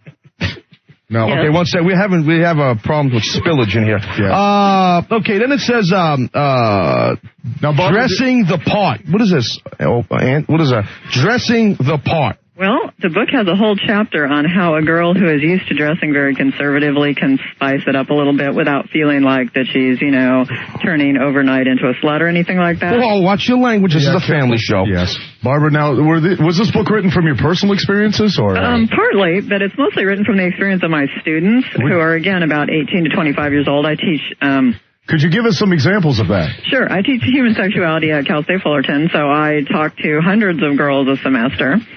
And their attitudes, I've had them write essays about this, the stereotype of a good girl versus a bad girl. And there are a lot of young girls out there that I'm just shocked that they believe that it's somehow that sex is somehow wrong. Barbara, now, I didn't get to read your book. Opie did at great length. He actually enjoyed it. I'll hand it to you. Does it have a chapter in there on oral sex or anything? Yes, it does, and that's one of my favorite chapters. Oh, is it? That was the first chapter that I wrote. Really? Because the reason I wrote that chapter... Why is that? Well, it's something that I'm interested in. And I just happen to know a lot about it. Oh, do you? Really? The technique standpoint, yes. Oh, really? Now, please, because you've got to go a little more in detail, Barbara, please. But the point that I wanted to make about technique and about oral sex is that there aren't any behaviors that good girls do and bad girls don't, or vice versa. Right. Okay? It's really, being a bad girl is really an attitude. It's not particular behaviors. There are no behaviors that a good girl would never do, for example. Are you going to watch Tough Enough on MTV, debuting Thursday at 10 p.m.? It's going to be a great show. You know, frankly, sports kind of isn't my thing. Stick it in my mouth. Well, I like your Fred Flintstone cartoon voice was better, though. I see cartoons are my thing. Chapter 8, bad girls love to climax. I thought good girls did, too. Well, they don't admit it, though. That's the problem. Do you use your tongue prettier than a $20 whore? First, because it just has a lot of, I think, good advice about how a woman can interact with a man in a way that's kind of teasing, but definitely has the payoff later. Okay, I have a very important question now that committee here. You ever seen a grown man naked? Hello? I'm sorry about that. They have a problem. The producer's a little nutty. Do you feel that bestiality gets a bad rap? Yes, and rightfully so. Butt sex. That's another one of those things that I tell my students about, but I'm completely not into. Vagina. And you would be shocked. Do you know that there are people out there who not only have sex with live animals, but they actually have sex with their stuffed animals? So, Barbara, is that perverted or what? You wouldn't suggest that I sprinkle salt on my ass and head to the petting zoo or anything? No, especially not maybe the Komodo dragon petting zoo. Whoa! Well, maybe a llama. That would hurt. They've got big your ass cheeks would kill you then, Aunt. Yeah. Oh, no, you're Anthony. You're sorry. Anthony. How'd you like to suck my ass? But, if you have trouble, finding a girlfriend any other way, that they say that those, monkey chemicals are kind of the similar pheromones to what human women put out, which that's right, you're a bitch, and I bet you'd like to suck it, wouldn't you? Barbara, I never really do because I've got a panel van and a large bottle of chloroform, so it makes date night a real easy time. Your days of finger banging, old Mary Jane Rottenkrotch. Well, you can see, I'm pretty liberal, but, hold I draw the line. We had a special effects problem there. Right. So, okay. So are you going to watch this Tough Enough show? We were told to promote this thing on MTV, and, there's women on the show and men. Right. To make you guys happy, I'll watch it. Oh! Thank you very much, Barbara. Oh! Now, I assume from your book that you like to make men happy. Well, primarily I like to make myself happy first. Oh, really? And if some of the rest of them get happy, then that's good. Well, we'd like to have our two guests in the studio, Frick and Frack, ask you some questions also. Yes. They're actually a comedy duo, but they're serious about their sex lives at times. Yeah. So, it's a little... Barbara? Yeah? Hi, my name's Taz. I'm Al. Al Snow. How are you doing? Fine. So how could a good girl become a bad girl without turning into a slut? Right. Well, I have several steps. You don't just do it overnight and change your personality because it wouldn't feel right. It wouldn't be coming from the heart. Like multiple partners involved? Not necessarily. When you think bad girl sex, I'm thinking double penetration. When I think when you think bad girl, you think double penetration. Bad girl sex, I'm thinking DP. I'm thinking anal. Yeah, are you thinking double in both orifices is what you're thinking? I'm thinking maybe triple then if you bring that up. I'm talking the girl leaving the room like a glazed donut. You know what I mean? Right? She was a whore. That's right. bad. Barbara? You peel it off and eat it like potato chips. Right. Barbara, do you like it in the pooper? No, I don't. No? But isn't that bad girl sex? When I think bad girl sex, I'm thinking... That's what I'm trying to change with the book. I'm trying to take people's focus off specific behaviors and more onto what's the motivation. Well, if a girl is a bad girl, like you're saying, you could be a bad girl in attitude, but not in what you're doing. Exactly. I call that an octease. You understand? I'm going to let her... The octease. Yes. That's what that is. That's what that is. It's being a tease. Us guys hate that. Yeah, we want our bad girl sex from bad girls that like it in what you're reacting to is... Bad girls have got to give up the balloon knot. Doc, I have a question. Doc, Me so hot. 1 second. This Okay. Opie now. Yeah. Doc, I have a question. Can you take a punch? Can I what? You got a good chin. Can you take a punch? No. No. Okay. You're attracted. What about girls that like that? But hair pulled, being smacked around a little? You know, if it's consenting adults and, you know, you're not drawing blood, I don't have a problem with So, it. Al, you're a wrestler. At this point, I can't take a punch at all because I just had a facelift, and I am so sore. Well, is it the first one, or do you have a goatee? I can hardly move my face. It's severely cutting to my activities there. So much that you have a ball of skin, like a knob on the back of your head? You had a facelift? Why? Because I was getting those saggy, jowly things on my face. Did you go to a lot of USC football games? Pardon? I was a big Trojan football, USC football. Did you go to a lot of games when you were at school there? No, I didn't go to school there. Oh, you went to Irvine. Right, Opie. Well, I didn't go to Irvine either. The book jacket's wrong. Barbara, do you have a saggy peach? Do I have a saggy what? Yeah, did you when you worked on the face, you got the facelift, are you working on the rest of the body? Nah, the rest of that's still sagging. Really? How old a gal are you, if I may ask? How what? How old a gal are you? 45. 45, and you're already getting a facelift? Yeah. Just check out that picture on the back of the book. That looks pretty good. It's like 7 years old, though. Yeah. So was it getting to the point where when you had a sack on your chin, you couldn't tell what was the chin and what was the sack? Right, yeah. It was kind of getting like that. Well, that's like now I'm talking to you like a bad girl, kind of. That's all. That's fine. Yeah. Let me go to Anthony on line 1. Anthony. Hey, how's it going? Is that Taz? Yes. No. Well, hey, what's up, Taz? Hey, what's up? I have a question about the good girl, bad girl thing. All right. My girlfriend, she's good. You know, I think she's pretty good, but she likes to do the brown mouth. Brown mouth? What's the brown mouth, Anthony? Is that licking the balloon knot? Well, no. What you do is straight from the can? You have to you put the C in the A. Right. And then when you're done, you put the C in the mouth. Right, brown mouth. That's good. Okay. Now you gotta watch your hygiene on that. Yeah, I would think so. Yeah. See, have you brown mouth? There's bad and then there's dangerous. Excuse me, can you answer my question? No. Have you be nice. brown mouth? Wait, yeah. Yeah, I have. Oh, you've done that? Yeah, but you know. What? From wait. Hold on. The guy won't stop talking. Hold on. Barbara, we apologize. He wouldn't stop talking. Barbara. Yeah? You did the brown mouth. Well, I've done just about everything in the Have mouth. you? Really? You are a dirty girl. I am. I like that. That's okay. But, you know, we're talking a lot of years. But did you do that years ago, or are you still quite the little hose bag? We like that. Pretty much I've calmed down a lot. Yeah? You ever had crime scene sex?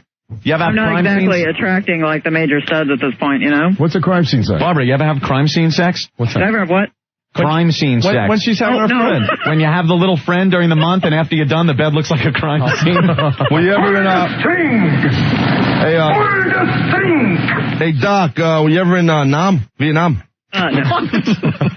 Opie, that's a you like stupid fighting question. and you don't like God, violence. Opie, that is the dumbest question. I'm not that old, okay? Opie? I'm a wrestler, and I even know that's What a dumb about question. Korea? You ever go to Korea? Man, Opie, you just made me look like a rocket scientist.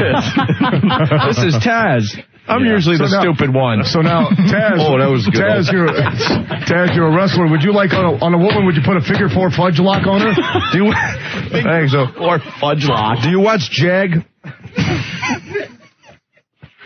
Now, come on, guys, let's get it together. Barbara. Babs has been nice enough to call in. We've been drinking in the studio, so it's I can kind of tell. It's a little off today, but we're having fun with you. And I just want to know something. Can you sing the USC fight song? How does a girl go from being a fun, like a good girl? What's the first thing she should do if she wants to stop being a good girl and start being that nasty, dirty girl? And Barbara, the reason that Al is asking is because he's got a personal interest. He wants to be a bad girl. Yeah, I want to turn into a bad girl. Well, I'm Al Snow. The first thing that I recommend is doing an attitude adjustment. What is that? Wherein I'll text it in the stumper. No, and what do I got to do? First thing. What is that First thing I recommend is doing an attitude adjustment. Wherein she's getting liposuction as she speaks. Barbara, are you running Barbara, are you running self-pleasuring devices in the background there? Or? No, it's the gardener. So the gardener's running self-pleasuring That's devices. being a bad girl. Yeah. Take a hedge trimmer to those bush of yours. Yeah. It's my next door neighbor's gardener. Nice, even better. No one will be onto it. I like you. So what happens now? I want to be a bad girl. My name's Al Snow. I want to be a bad girl. What do I do? The first step is for a woman to actually start recording her thoughts, and you do kind of a journal kind of a thing, where you record your thoughts. I need sex. I'm Al Snow, and I like in the Doomper. What do I do? The first step is that you actually explore your mind and explore your feelings and find out what you really want, if it is really coming from the inner core of you and you do feel like that you need to explore. Because there are a lot of people who don't feel that way. They're perfectly content the way they are, and this book is not for those people. Or like this book is for people who really feel that there's something missing and they want to change. You do it? What a coincidence, because me, being wrestler Al Snow, I love having other man ass right in my face. Well, Anthony, Yes.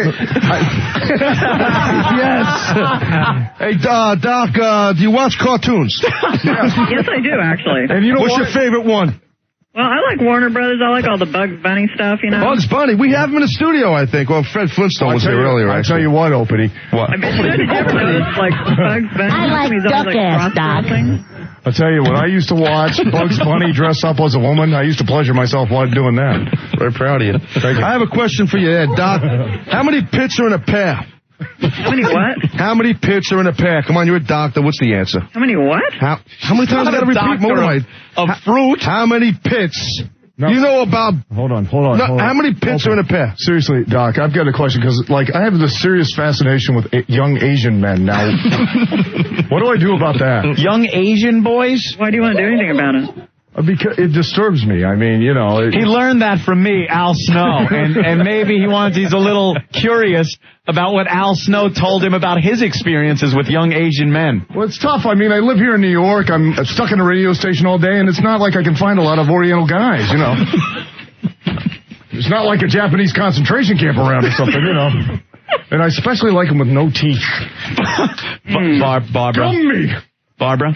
Yeah? I was thumbing through your book, and what's the most outrageous thing a girl could expect if she wants to be a bad girl? Is it the anal? She doesn't have to expect anything outrageous. Again, it's not a matter of particular behaviors. What she can expect is to be not feeling guilty and shameful about her sex but life. you girls do. What about the rusty trombone? You ever hear that?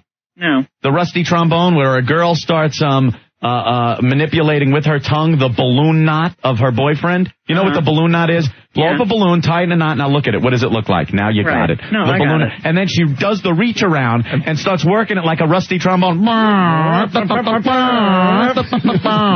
is that bad girl sex? No, see, it doesn't. Because Al Snow does that. A girl might do that, too. A lot. But she would just have a different attitude about doing it. Barbara, would it be considered, because, you know, this is Anthony, I like to roll my girlfriend's own tampons. I like to roll them for her. Is that, like, considered bad girl sex? No. Oh.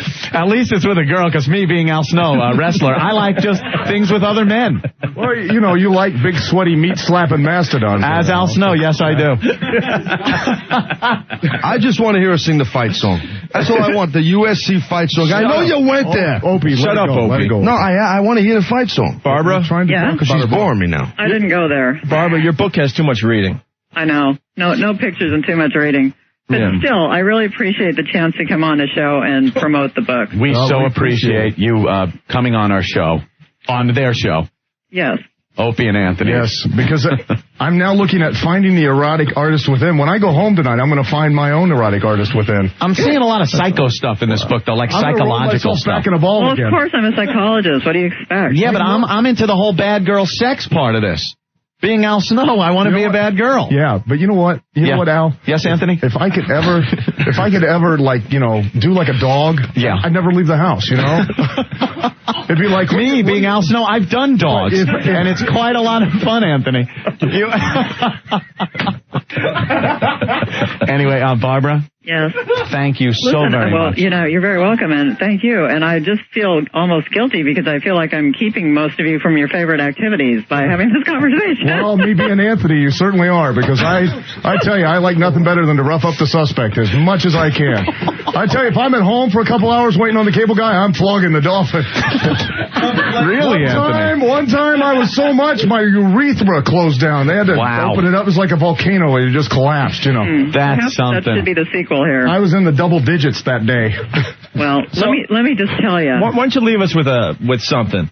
Like how good girls could become bad girls. Little closer, if you will. Baby steps. baby steps. It doesn't happen overnight. That's disgusting. Gotta get comfortable. Involving children. Comfortable with thinking sexy before you start acting sexy. Me being Al Snow, I do like the young children. I was going to say, once I get out of the radio station, I go cruise the elementary schools all the time. And I meet you there. Yeah. Because me being Al Snow, I hang out at the elementary school. We go hang out, yeah. Lunch money, you're getting some. Yeah, milk money. Well, Thank okay, you. you guys. Thank you, Barbara. Remember, no underage stuff, no coercion, no animals. Right. But beyond that. But you know what? I like to make them wear clown masks. Barbara, can you call us back when you get your peach lifted? Okay. Are you thinking of getting the peach lifted? No, I was kind of thinking of like a little lipo on the thighs, but after this last experience, I don't think so. But I hear, peach lifting is very popular in L.A. Yeah, they give it a little huge. tuck. A little tuck. But anyway, I gotta go because actually I do have an appointment with my doctor so he can go check out the results. Oh, there you go. And give me kind of a prognosis. Are you sitting there and looking like a mummy? He hasn't taken off the... No, the stuff's all off and the staples are all out and everything, but I gotta go see him. So. What do you have lifted? Just your whole face? My jowls. That area around your mouth, that hangs down. Is that why you talk like that? Makes you look like Yogi Bear. You know what? Me being Anthony, I should probably get that done too because I use my jowls a lot. How is that? And I use mine a lot, and I'm looking forward to using them again soon. So okay. I will let you guys go and have a good... And make sure you watch Tough Enough on MTV, 10 p.m. Thursday. Tough Enough, and I promise to learn the USC fight song, even though I did not go there. Okay, good job. Okay. All right, chow mein. Okay. There she goes, Barbara. Being Anthony, speaking of elementary schools, I love hot lunch days at school. Hot lunch day? Hot lunch day. Nothing better than a young hot lunch. That or a Cleveland steamer. All right, Al, she's off the phone. How's that for a cluster uck? Nice. A lot of fun. Yeah. Okay. Yeah. Okay. Yeah. Well, we figured out how to make a bad girl, so. Yeah, boy, that was informative. I don't know what the hell she said. Well, maybe you and Anthony can, Opie can experiment. I'm sorry. Look, I've been hitting the head a lot of times with a chair, okay, guys? I saw the title of the book, and I'm thinking she's gonna tell us some sex stuff, but I could tell just by talking to her, it's all this mental state of being a bad girl. And what is that? You don't want to hang out and listen to the mental thing behind being a bad girl. You want to hear a girl that could suck it. You want to be a bad girl? Just do it. Right. Just do it. Do it. There you go.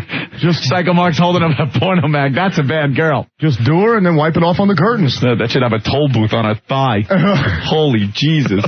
Nice. That's the Lincoln Tunnel. All right, man. So there you have it. Yeah. Great interview. Yeah, we're hang out. Yeah, why not? Yeah, Al Snow and Taz. Then we're going to the Site-Based Entertainment Complex tonight for the sneak preview of Tough Enough. And then Thursday it debuts on MTV at 10. And syndication now. Opie and Anthony are finally syndicated. And to celebrate, they're going to be at Mulcahy's in Wantaw, Long Island this Thursday with Dr. Dirty, Mr. John Belby. The show starts at 9 p.m., so come on down and hang with the guys this Thursday at Mulcahy's in Wantaw, Long Island. From 102.7 WNEW. Anthony Stacker 2, the world's strongest fat burner. Yeah, you braved the beach yet? You trying to fit into that bathing suit? It's time to take the one product that works in 45 minutes guaranteed. It's Stacker 2, the world's strongest fat burner. Wow, look at that. Stacker2.com. Right, see? I read the stuff on WWF TV all the time. You know it. 1-800-LIGHTLINE or Stacker2.com. Right. It suppresses the appetite so you don't eat like a pig. You eat one helping of something instead of two. And it gives you the boost of energy to get through the workout of the workday. Right? Yes. You're obviously taking it. A lot. You're ODing. Stacker 2. Eat what you want. Don't eat like a pig. You want to lose 10 pounds or 100 pounds, Stacker 2 works. Our listeners, and of course Taz, has just told us that it works. Log on, Stacker 2, where? Where do you log on? 1-800-LIGHTLINE or Stacker2.com. How do you spell light, though? L-I-T-E. Nice. Bro, I read this stuff. L-I-N-E. That's it. Yeah. Or you could get Stacker 2 at GNC, Rite Aid, Ecker Genevieve, Vitamin Shop, Vitamin World. Get on the Stacker. Lose the weight. Stacker 2. We're back with the Opie and Anthony Show. If you want to get a hold of the show, toll free, 877-692-1027. We have to go to Jessica real fast here. Jessica, what's going on? Hi, guys. Hey. I have been trying to get through forever. I love Anthony's dirty girl voice. Love My it. dirty girl voice. Could listen to it forever. Just and I wanted to know if Barbara loved it, but I just want to hear you say it. What? I just want to hear you call me a dirty girl. Oh, you're a filthy whore, aren't you? I am a filthy whore. You like it? You like it from behind, getting your hair pulled a little bit? Yeah. I do, yeah. That ass. Jennifer, have you ever seen Anthony? Yes, I have. Doesn't he remind you of Howie Mandel on crack? Yeah, hung like a horse, though. I'll smack you. All right, Jessica, thank you. Thank you. Old Dirty, what's going on? Did you say hi to Al Snow and Taz? Yeah, you just come in here, you don't say hi. What the hell's the deal, man? Well, I don't know you brothers. You know what I'm saying? Well, that's how you know people. You come over and you introduce yourself. I met bro outside. He's Old Dirty's our street rep. Man. What you have? A little bit too much coffee, right? No, they give me these little cups of water. Little cups of water. You see what's happening? Yeah. Old Dirty's our street rep. Anytime we want to take it to street level and find out what's going on in the hood, we talk to OD. Old Dirty was getting impatient outside the studio. He's like, hey, man, when are these guys leaving so I can come in and do my thing? You said that. You're telling them to leave. When these damn wrestlers leaving, man. You're telling them to leave. We're too scared to. Tell you that over, man. Oh, man, what are you, crazy? I am. I was going to kick your ass. Where you from? Well, me, I'm from Queens. Where in Queens? Where? Elmhurst around. The ghetto. Queens Boulevard. Boulevard. You know he hangs out uptown. Yep. The ghetto. Yeah, man. You need something, you ask Old Dirty and he'll get it for you. Anything from hubcaps, VCRs. He's that type of guy. Getting DVDs now, kid. Good deals? Brothers are feeling the DVD movie. Yeah? Right? What? I bet. Which ones you got in your... All the classics already. Such as? Friday 2. Oh, I bet those are big items. Gee, I thought Mr. Smith Goes to Washington. Damn. What's up to Chi-Town, Chicago, Big Philly? All right? Yo, you brothers on the mark now, my man. That way he can get a 1-800 number and market the DVDs all across the United States. His stolen property. Yeah, you just got to get a truck so you can just keep on the move. When Old Dirty found out we were going to be syndicated, he got all excited because he's going to franchise now his businesses, right? Yeah, no doubt. Going to pick up some connections in the other cities and start working with them. Set up a network, you know what I mean? Open up their own McDirties. Yeah. How about your phone cards? Oh, yeah, well, it's not the season for phone calls now because we got a phone that we tap into the line. We make long distance calls overseas, $5. 5 minutes.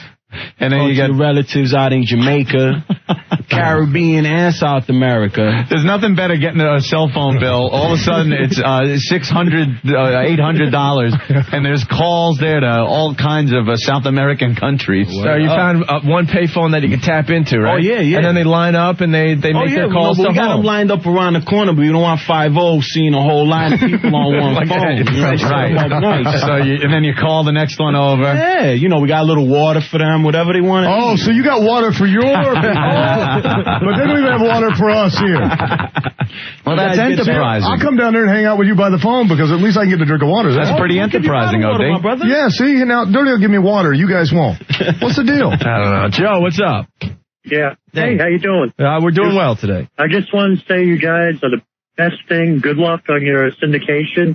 I drive to Philly every week, and you guys are great. You've been the best thing that happened in my life. Oh, feeling the love. In a long time. Even today's show?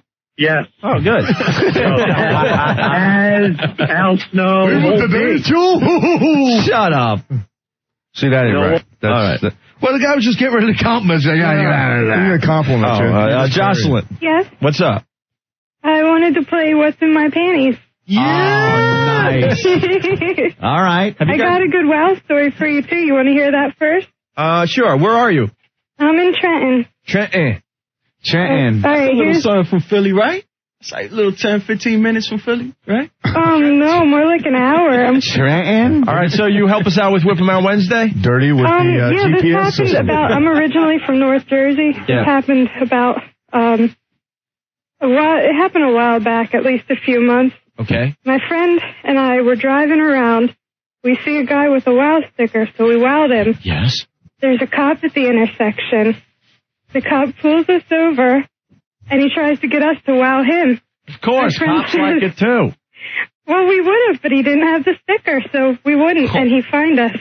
He fined you because you wouldn't wow? Yeah, he fined us for some kind of indecency thing. Yeah, All you had to do was wow him, and he would have let you go. Jocelyn, are you an attractive girl? Come on now.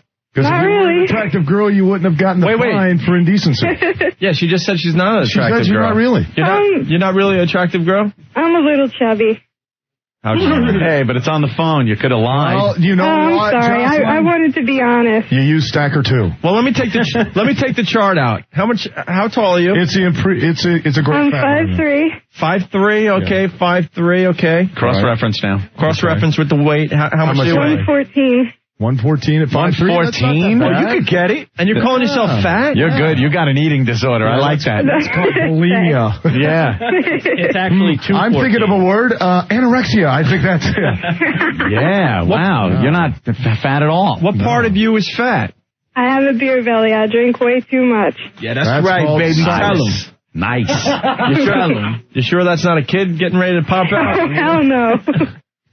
So you got a beer belly. Well, yeah, but you're not like Anthony, right? You have an ass, right? Because Anthony's back pockets touch like the back of his knees. I mean, the man's ass. It's like, really? It's like it's flying right to Al Snow's looking at my ass. Why are you looking at Anthony's ass? Why the hell are you looking at his ass? Al Snow's looking at my ass. I'm fascinated by this guy. I mean, you know, the Howie Mandel on crack thing going on. Twice he uses the joke. Good, Al. Good. Just in case they missed it the first time. They heard it. I've heard them all. Jocelyn, you want to play What's in My Pants? Yes, I do. You know, we break out this game on rare occasions. I don't think she's good enough to play I wanted to do it for Taz and Al Snow because I'm a big fan. But you're kind of skanky. You got the beer belly. Yeah, anorexia. Mm-hmm. You got Howie over here with full. But I drink a lot and I'm willing to play and I wow people. When are you gonna? Yo, Dirty, will you stick up for your man? What's up, man? Don't you have Anthony's back? No, see, I got Dirty hot now. He did the GPS system over here. Trenton near Philly, 15 minutes. Yo, why you cheating off on Anthony, though? Oh, Anthony, we're close, man. We're buds, right? Now. Yeah. It's all good like that? You goof on each other. You want me to flip? I think some of the lines that Anthony did as Al Snow got to Al Snow. Well, it was helping him, too. That's what got me hot, was I'm sitting there burying myself. I'm trying to figure this out. He seems a little pissed off after that last segment. Well, we not? What do you want to do with Jocelyn? Yeah. We could get a hotter girl. Jocelyn. Yeah? You didn't make the cut. Oh, you guys, I've been listening to you since... Opie, you are terrible, man. That was Taz. Taz hung up on her. Opie. Doug. Hey, Taz, let's be friends again. But one thing, when you get up, just check for your wallet if you're sitting next to OD. What? Yeah, old Dirty, you're not going to steal anyone's wallet. Why are you playing OD like that? I forgot this guy's name again. What's your name again, bro? Doug from Springfield. Oh, Doug from Springfield. I was only teasing for I didn't mean to say that about your wife. I know that. And by the way, let me ask you something real quick. What's minimum wage right now anyway? I was just curious. I don't know. What are you getting paid? Oh, bro. Bro, you don't even want to go there. You know what, though? He was pretty quick. Yeah, he was pretty quick. Well, he sits around and talks on the phone and talks to people on the radio. Yeah. Remember, Taz, hooked on phonics. It may help. Yeah. I know. I only host 2 live TV shows for World Wrestling Federation. I'm not doing that. I watch everyone, and as I said, hooked on phonics. And you watch everyone. That's the key. And you will help my future children go to I appreciate it. And as I said, go... Wait. Taz. Come on, Taz. I called to apologize, and you're yelling at me now. Taz, all right, you want to starve this guy to death, all you'd have to do is hide the food stamps under the work boots. Yo, there ain't no food stamps no more. There's a card. Oh, dirty. No, I'm still back in the old days. Like the stamps. There's like a little credit card with the PIN number, so now... Oh, really? It's harder to steal now that you gotta stuff. kidnap the old lady, then beat the PIN number out of her, son. You don't want to do that. Hey, they're easy, though, because they can't hear you coming up from behind. You take that walker out, they drop like a rock. Oh, Dirty. Now you got to get the PIN number out of it. It's like an ATM card. There's other... What are they thinking, man? They're making you work. Break a sweat. Yeah, well, it's all right. Takes a minute or two for you to put the boots to her. Like the board, kid. We come in and just... It's like the board. We assimilate all the technology, my brother. Right. Now, let me ask you something, OD. What up, baby? How long does it take for a 65-year-old woman for you to be whooping her ass for her to finally... No, I would never hit I would never do that. Okay, how long does it take to kick her, then? Not even kick her, my brother. All right. Not even. Choke her? No, not even. He's not gonna be violent with old ladies. Yeah, man, she gets safe passage through the wastelands, kids. Safe passage. Hey, Dave, what's up? Hey, I just wanted to say that my 2-year-old son, when you guys said, hey, Taz, He came up to the radio and was like, "Hey Taz, hey Taz." Cool. So you just tell him I said hello. What's his name? Christopher. Tell him I said, what's up? He's talking to the radio. He's got a great future. Does he stare at Ferris wheels? I'm sorry? Do you like corn dogs? I couldn't hear you. He's eating paint chips. Eating paint chips. Okay, Dave, thank you. Thanks a lot. Are there any high-tension power lines over the house there? Hey, if he eats enough paint chips, I'm pretty sure he could get in the WWF. Oh, boy. See now. Oh, boy. Okay. Oh, boy. Yo, Rick, man, what you doing? Oh, now you gonna walk away? Yeah. Punk. Let me tell you. Oh, I see. No, Al, let me smarten you up the way this works on this show here. Go right ahead. See that guy right there? That's Rick. Rick, otherwise known as a weasel bastard, because he always does this stuff. He feeds them little stuff. He gives them little lines, and he thinks that nobody knows it. I've been watching the little geeks run around. Right. Now, they all do that little stuff. Like, these guys aren't witty enough as it is. Yeah, I know. Yeah, but and he's Psycho writing ran stuff. over with a paper to Anthony. No, Psycho, Psycho's... Is she white or Puerto Rican or black? Yeah, really. Like, ooh, wow, where are these guys getting these lines from? Yeah, most of the time. Rick, ooh. Most of the time, Rick or Psycho Mark, who's in the studio today, write down stuff that you would never say on the air. Right, yeah. Well, it's just like horrendous. We were doing the Barbara thing, and it was like, how much man spit have you swallowed? Yeah. And then Psycho Mark holds up at the end of the conversation. He just holds up a sign that says, "Call her a stupid C word." Yeah. And I'm like, what? Why am I going to just go, "Hey, you stupid"? And then they get mad at you that you don't say it. They get hot. Why you say my line? Yeah. And they go, "Oh, you're a pussy because you didn't say it." Yeah, that's what he said to me. That's exactly what he said. You are a pussy. You're like, I can't say this to her. I'll give it to Al. No, I don't know if I said it like that, Rick. What line was it? Okay, well, then how about I... Funny that The man spit. Oh, man. Note to the public, Rick's not backing down. No. He will. And he did. You got flustered there. Can I get him to sign something that'll say when I take him that he can't sue me or the World Wrestling Federation? Can you sign something right now? No, we got papers, don't I'll we? give you $5. You can't do that? Oh, yeah, we'll write a binding legal document on the back of Over 40 So you're going to sit magazine. there like a badass. Now, where's my chair? Taz, I'll give you $5. I don't even need my chair no more. I'll give you $5. You have him on the floor screaming like a bitch in about 2 seconds. I should, but see, I got it right here. I wanted to like him because he's the guy who opened the door up for me. Right. Let me tell you something. I'm surprised at you. But it's funny, he got right on the microphone. Psycho Mark's handing him money. Kill Rick. I'll give you 20. Because Mark's too much of a pussy to do anything. $50. Oh, Dirty, you're awfully quiet all of a sudden. Yeah, Dirty. Let me tell you something. He knows. Big deal. All right, let me tell you something. I got choked out by Stevie Richards, and we were supposed Stevie Richards? Look, they're laughing at you, Opie. You got choked out by who? And you admit that? And you actually on the air in public? That's like saying that you go down on the street and you put you in the stocks, you'd be a gay ATM. The guy's 6'2", 240. Laugh all you want. 240? Yeah, he's 240. Not on his best day. You got choked out by Stevie. I got out where his face is red. He was ready to fall down. He lifted me up by my neck and choked me out. I'm shocked. I'm stunned. And this guy doesn't flint when I come near him. Wow. He don't flinch. I'm aghast. Oh, that's right. He's all jacked up. You don't think he's like a tough guy? Stevie Richards? I could have sued Stevie Richards because I didn't touch him. I would, if I were you, I wouldn't even. Don't bring this up. Don't tell nobody that. Don't tell people that. Okay. Let me go to Joe. And you can't bring that up in a lawsuit because then you'd be out admitting again in court that you actually got choked out by Stevie Richards. Joe, what's going on? Hey, how's it going? Hey. Al, I heard you when you were talking to that chick who wrote the book. And you're like, man junk, huh? I'm a gay man. You want to get together? What are you? He's asking for you. He's asking for a date, right? Apparently. Yeah, I heard him when he was talking to the chick about the chick who wrote the book on sex, and he said he liked man junk and little boys and everything. No, that was Oriental men. I was Anthony then. Asian boy. What was that? You retard. Asian boys. I just want to see Taz hit somebody. I wanted to. Yeah, that would be fun to watch, man. Unless it's you. It's funny because it's not me. Nah, he doesn't want to hit me. You want to fight me? Rick. Oh, come on, let's nail Rick.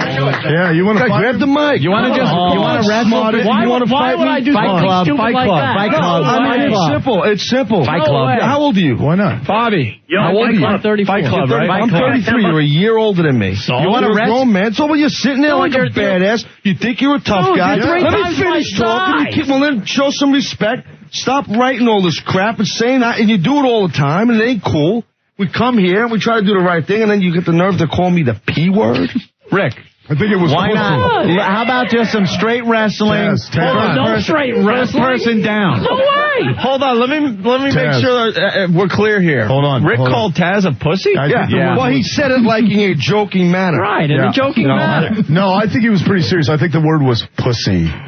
Yeah. And he looked right in your eyes. And then when I get up, he looked right in your eyes. The other guys were respectful. They moved out of the way, and he stood there and flinched a little bit. Yeah. He goes, well, call me what you want, but I'm not going to say this to her.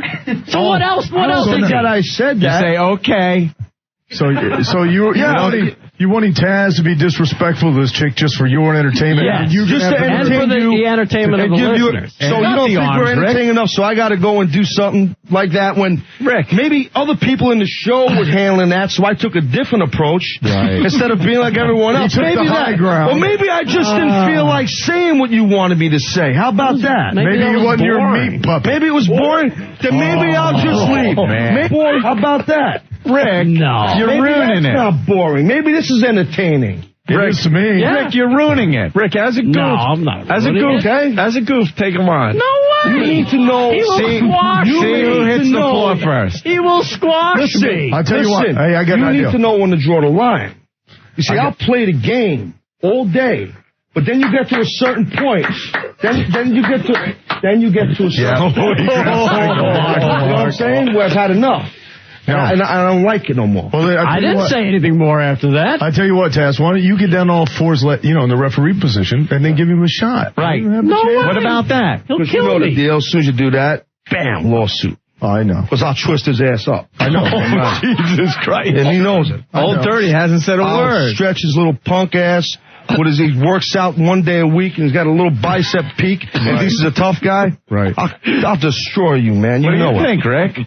I never said anything. Oh, now you're not saying nothing. I didn't say anything. Pussy now. You called him a pussy. Who's the pussy now? No, I never said I was going to wrestle you or anything. Well, you came across like you were tough, right? No, I never came across as I was tough. So is this entertaining? Is this boring now? Oh. Yeah. Because I bored you before when I didn't just start ripping up this sex lady broad. So that was boring. Now, are you bored now? No, this is good stuff. This is good stuff. Doug. So you like this. So now I'm entertaining you. Are you going to watch Tough Enough on Thursday night at 10 o'clock? Yeah. If you can entertain me like that, I'm there. In our business, Rick, this is called a rib. That's okay. Look at him. Look at that. The sweat rolling down him. You don't even know what that is. It's a joke. Old Dirty had Rick's back. Old Dirty was running out of here faster than anything. He has no idea what I'm even talking about. No. I'm joking with you. I know you're joking. It really wasn't, though. I wasn't. I wanted to see it. I was entertained. Of course you wanted to see it. Yeah. You're Anthony. Would you like me to do it to you? No, that's okay. Okay. Rick, you're no Andy Kaufman. Look at Psycho Mark silently is... Yes. I like you. Doug from Springfield. Oh, Doug again. I'm not dealing with this guy. They called you a pussy and you still need hooked on phonics. So what are you going to do about that? Don't look at me. It was Doug. Rick called you a P-word. He said you wear women's Pampers. Doug, you know what you need to do? You know what you need to do? You need to get a glass stomach because your head's up your ass so far. That way you can actually see where you're going all the time. Who's this, Al Bohr? Al Bohr. It doesn't even rhyme, you retard. Wow, what the hell are these people doing? All right, we have to take a break. I would love to see one of these guys come down. The funny thing is, mouthed off in front Old of Dirty these guys. kept so quiet until you realize it was a goof, and then you start talking again. Dude, I had my man's back all the way. Typical Mexican. OD, we're leaving. So, we got to plug this thing one more time. Al goes, I'm not. No, Al, we got to go. Why? Because we have to. Oh. Because we're together. We got to leave. You're going over to WWF. Come on, help me out, Complex. Yeah, we're going to sneak preview viewing of Hooked on Phonics of the first episode tonight, WWF New York, 8 p.m. Myself, Al Snow, Jackie will be there. It's open to the public. Oh, my God, Psycho Mark, you're going to be dead. God, Taz, hit somebody. Hit somebody. Psycho Mark obviously took the short bus to school. Yeah. I want to touch all you guys in my own way. Trust me. Taz, he doesn't work here, so you can do whatever you want to him. That's why I like him. Twist his arm. Twist his arm. Twist his arm. Do something. I can't touch anybody. I got choked out by a WWF wrestler. It's not fun. It's not fun. Opie, say now it's a wrestler. Yeah. Stevie Richards. Oh, you're such a fag. No, really. No, but Opie, did it hurt? It hurt, right? Without a doubt. Yeah, it hurt. You were scared because there was nothing you could do. I couldn't breathe. Yeah, so when your body, when one part of your body is trapped like that, or your throat, or your arm, and you can't move, it's scary. Can you choke someone out, please? I could choke anybody out in this room. Choke Psycho Mark out. He just raised his hand. If he's willing to sign a release, I'll choke him out. Right. Yeah, who's going to write Think about it. Think of what Stevie Richards did to you. Think about what we could do to you. I know. OD's writing up a release, yeah. And in the event of his untimely death, I get all of his assets. OD, when your neck falls off, I'll take your wallet and your change, yo. Come on. Just choke out Psycho Mark a little bit. You can't choke him out. Why not? Come on. Come on. Just a little. I'm not allowed. Actually, just show him what it's like, what position it is. Stevie Richards did it to me. Just enough to where he just Stevie's an idiot. Yeah. Okay, that's why he did that to you. Come on. Just enough to where he just starts to do the funky chicken and then let him come back. I got the release right here. It's all legal, my brother. Old Dirty wrote up a release. I promise. And give OD my next week's What paycheck. does Old Dirty's release say? I promise not to sue and give Old Dirty my next week's paycheck. Checks with an X. That's not how you spell it. All right, well, anyway. All right. Guys. Well, before we go, though, because you guys were nice enough to have us on the air with you and all of that. Oh, tickets? WWF has got tickets for you, Opie, and Anthony. If you could pull yourself from the crack house. Yeah. I'll try. But I think that heroin chic look you've got going on. I like it. Yeah. It's the heroin chic look without the chic. Well, if you wore a towel on your head, someone's got to hit someone in here. Two man. tickets. Come on. Two tickets to King of the Ring. Oh. Are you serious? Yes. No. Awesome. Yes. Seriously, thank you. Yeah. Let's see what seats you guys got. Oh, nice. Back row. Luxury box. I'm sure there's one really padded since you have no ass, Anthony. So. And thank you for noticing. You've lost that all to, your crack addiction. Section 9, row double C. Hey, Al, where is King of the Ring, Al? It's at Continental Arena. That's in New Jersey, ain't it? Right. And that's Sunday night. It's a big pay-per-view this coming Sunday. A huge pay-per-view this coming Sunday. Get the hell out of here. We got. Hey, don't you know what? come around this desk. No, give me the ticket. Say sorry. Yeah. Say sorry. I'm sorry. But you're a smart ass too. Yeah. I am. No, I know you are. Yeah. Well, I like you. I can't get mad at that guy. I can't. Nah, I can't. Yeah. Both of them. This guy's another story. Anybody that can do Krusty the Clown voice. We gotta go. We all gotta go. I want to know one thing. Do you make that voice when you're screwing your girlfriend? No, what? The Krusty voice? Yes. No. Usually I just go, use the dice voice. Okay, come on, you filthy animal. Taz, Al Snow, thank you very much. Man. Thank you. Next time you got to hit somebody, though, Taz. Syndication now. Opie and Anthony are finally syndicated. And to celebrate, they're going to be at Mulcahy's in Wantaw, Long Island this Thursday with Dr. Dirty, Mr. John Belby. The show starts at 9 p.m., so come on down and hang with the guys this Thursday at Mulcahy's in Wantaw, Long Island. From 102.7 WNEW. Oh, I just got nailed in the ballies. He slammed you. Holy ass. Ultimate V. Opie, Ultimate V, it's a different product. Ultimate V equals the effect of the leading prescription enhancement product. Ultimate V is a serious product for people who are serious about sex. Makes good sex great, great sex phenomenal. Ultimate V is guaranteed, no risk. It works. The packet, it fits right in your wallet or pocket. It's convenient. And the best part, it's for men and women. Ultimate V, great for women. You'll never hear the excuses or, I got a headache or whatever. She'll want it all the time. You got to get Ultimate V now. Call them up 1-888-808-8800, 888-808-8800, or you go to the website, ultimatev.net. Tells you everything you need to know about Ultimate V. You used to fantasize about sex like this. I think Opie might need some now since the balls. Yeah, he might need that.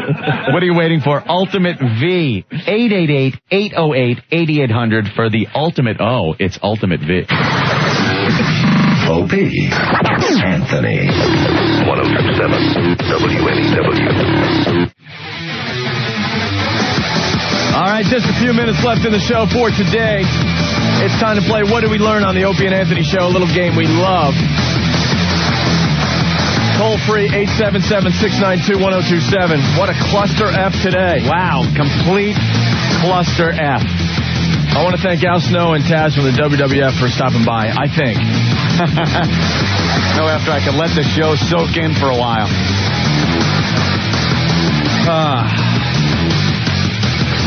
My crotch still hurts. It really does.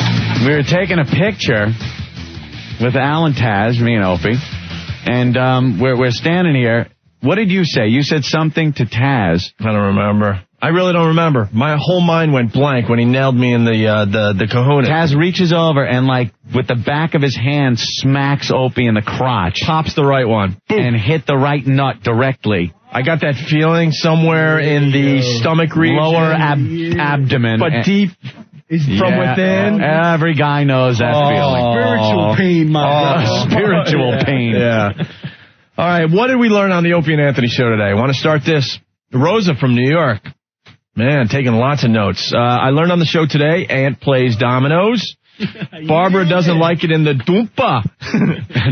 Taz is usually the stupid one. Al Snow takes it in the doompa. Al Snow likes Asian man-ass and rusty trombones. I also learned One advice on how to be a bad girl. Just do it. Ant rolls his girlfriend's tampons. I also learned One is a family show. I also learned female money shot looks like camel spit.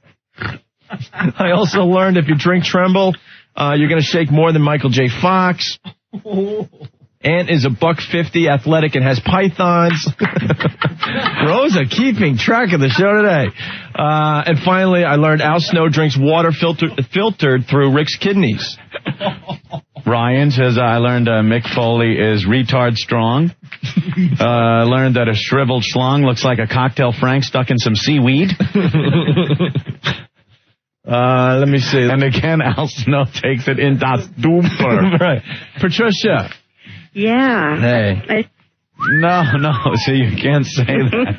I didn't think I could, but I tried anyway. All right, Patricia, thank you. Bye.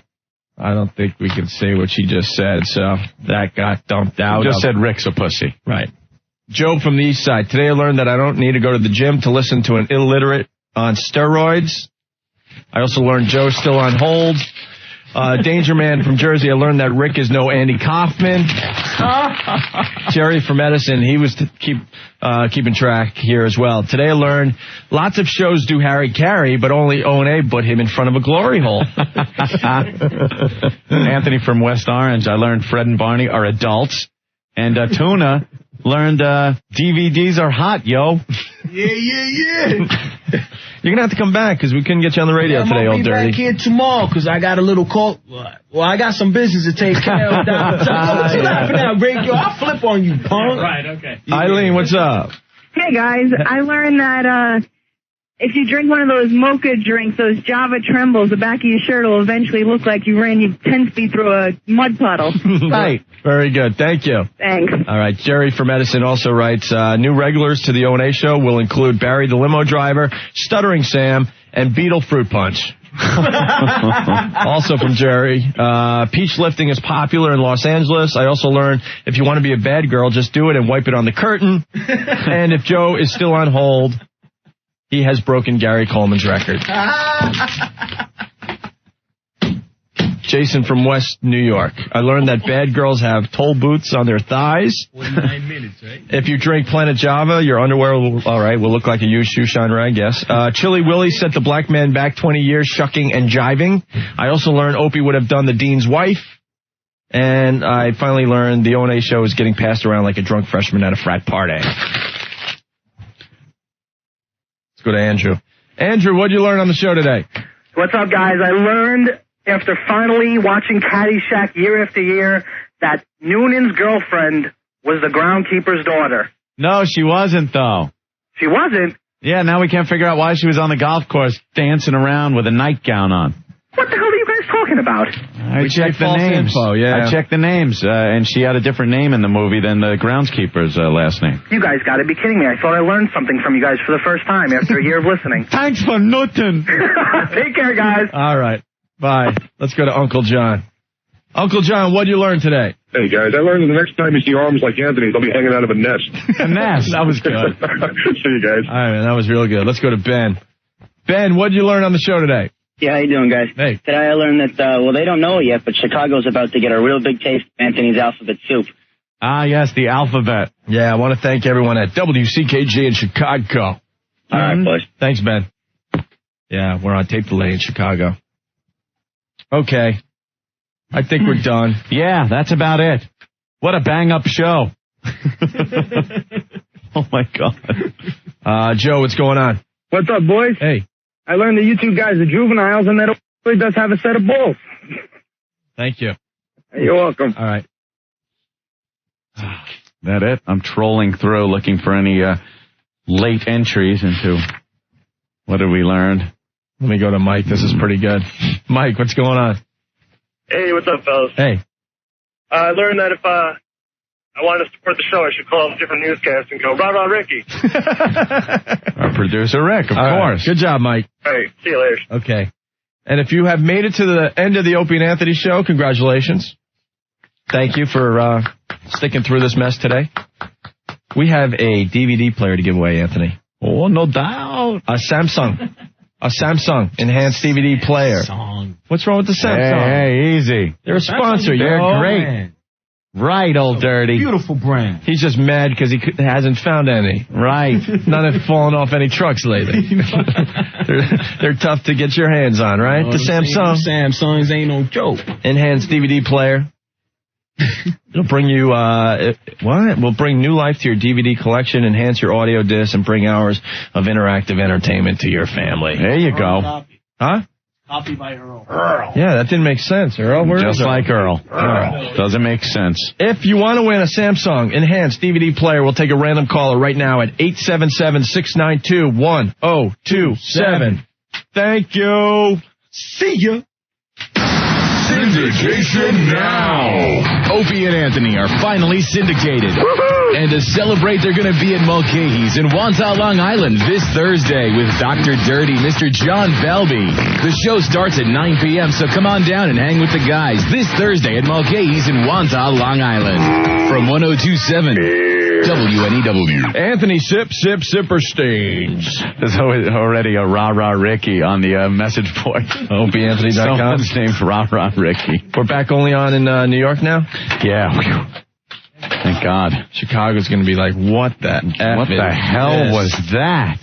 They just sat through a bad Opie and Anthony show. There was, well, there was, let's just say there was a lot going on. Yeah. Anthony from West Orange, I learned Coach Landry likes hot man breath on his junk.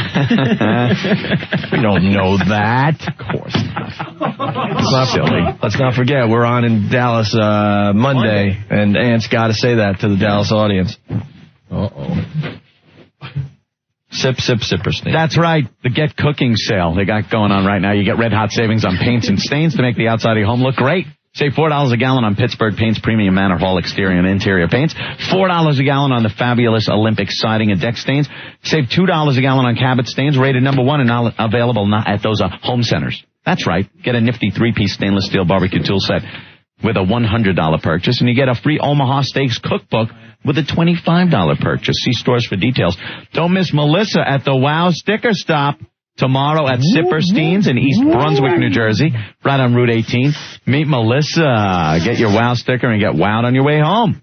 Get it all right now at Sipperstein's, where they've been helping people make their homes more beautiful inside and out for over 95 years.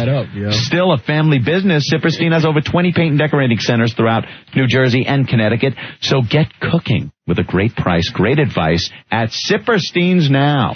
Finally, I learned you don't get brown mouth when you eat a Snickers bar. Very good. Great one to close it with. Tomorrow's Whip 'em Out Wednesday. We'll see you guys tomorrow at 3.